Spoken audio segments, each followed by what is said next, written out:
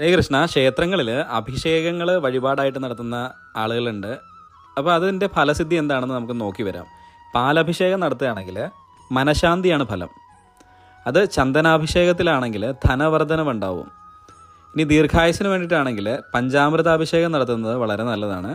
അതുപോലെ തന്നെ ഉയർന്ന പദവി, അതുപോലെ തന്നെ സന്താന ഭാഗ്യം, ഇതിനൊക്കെ വേണ്ടിയിട്ട് നമ്മൾ ഇളനീർ അഭിഷേകമാണ് നടത്തുക.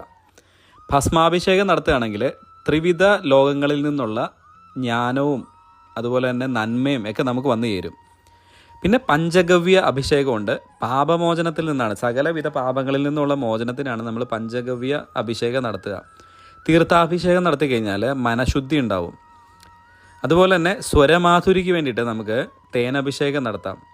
ഇനി വശീകരണത്തിന് വേണ്ടിയിട്ട് നമ്മൾ നടത്തുന്ന അഭിഷേകമാണ് മഞ്ഞപ്പൊടി അഭിഷേകം.